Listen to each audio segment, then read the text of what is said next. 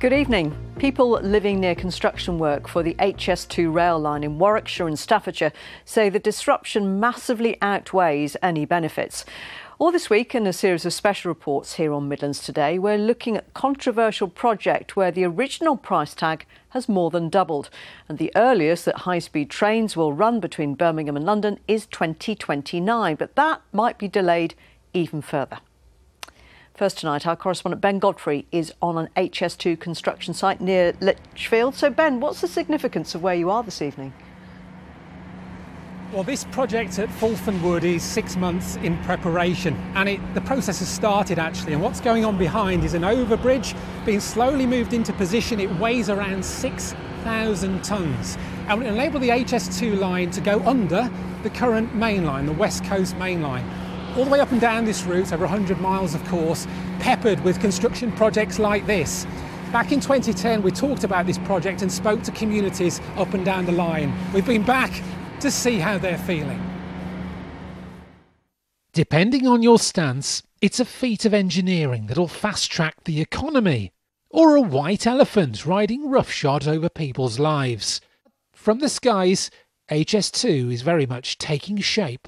So now is the time to catch up with communities along this 140-mile route for a project that might not be open until 2033. In Southam, people tell us they've continually complained about road closures, about HGVs depositing mud, in a town 2 miles east of Long Itchington Wood, where a 1 mile long tunnel is being built. It's the buzz in the barbers. There's a lot of open hostility, especially in regards to the disruption that it causes to the community. I don't think we'll get any benefit from it at all. I think it'll just zoom past us. I believe in the future it will bring benefits for country, for committing with bigger cities like Birmingham, London. Homes demolished, a village effectively dissected. Fears which became a reality in Burton Green, 3 miles northwest of Kenilworth, where we can see a portal to a 700-metre long tunnel. HS2 says it will be covered in trees and plants, a green canopy if you will. And here, a new village hall, built with £2 million of HS2 funding. And the arguments and the protests against HS2 had been going on for a long time. It's not going away. And so, yes, there is that conflict, I think most people would have said, if you had the choice, yes or no, we wouldn't have had HS2. It was a case of mitigating the effects and getting the best hall. This new space has brought different community groups together, like Stay and Play and mindfulness classes. Having amazing social media photos, being able to showcase such a beautiful hall, it certainly brings people from far and wide to come and have a session in such a gorgeous space. But for many, they associate HS2 with pain, not pleasure. I think the loss of wildlife, the loss of habitat, the loss of trees has been awful. A couple of minutes off a train journey from Birmingham, say, to London is not worth the devastation it's had to the environment. I think it's small sort of compensation for the project itself. I think it's a vast amount of money that's been spent that could be spent better elsewhere.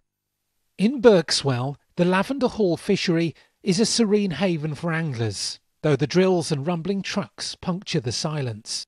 Here, high-speed trains will pass along the Balsall Common Viaduct, around 10 metres above ground level. We're open 7 days a week, so the cafe's now very busy. There's a lot of orange sort of suits in there, like the work attire, so that's sort of the one positive. Like I say, the negatives are how close it is, the noise. Some days you don't really notice them too much, and then other days they can be really quite noisy. But the anglers have lost much of the patience they're renowned for. Nobody's going to be able to afford to go on it. People are in trouble now, aren't they? So God knows what it's going to cost to go on that thing. Who's going to gain out of it? All it's going to do is make it easier for the rich and the wealthy maybe to get down to London a little bit quicker. We've travelled towards Lichfield, 25 miles northwest, where work's ongoing to construct an overbridge, with closures around the A38. And for some local businesses, it's just been difficult to look into the future when the present is so disruptive. It is a bit of a nightmare. One closure will be for 18 months, which I think it's coming up to that. But then we get the next closure, which is A38 North then, which they're going to shut that. It could be up to 3 to 4 years before it's all completed round here. In the distance in Fradley, the next leg potentially of this controversial journey. Phase 2A to Crewe. Construction's been delayed by 2 years to try to offset rising costs. And both the government and HS2 have said they try and minimise disruption when you've got construction processes like this ongoing. Now, earlier today I spoke to the Transport Secretary Mark Harper in Birmingham, who's visiting new viaduct, part of the Curzon station establishment in the centre of Birmingham, of course. Started by asking him, in terms of the price tag, how is he holding HS2 to account? I had a meeting with the board of the company a few months ago to talk to them exactly about the importance of the delivery of the engineering, the stuff we can see today, but also the importance of delivering it against the budget and keeping costs under control, which is really difficult in this inflationary environment. Phase 2A, it goes from Fradley towards Crewe. That's a project that you've said will be delayed by 2 years because of inflationary pressures. Can you give our viewers in that area a cast iron certainty that that part of the track will get built and on time? Yes, it will. So by the time we get to Manchester, the project will be back on the timetable. We did have to slow down that portion of it to hit our annual budgets. The chair of the Public Accounts Committee said recently that the Euston project is floundering. We've got a terminus of this project at Old Oak Common.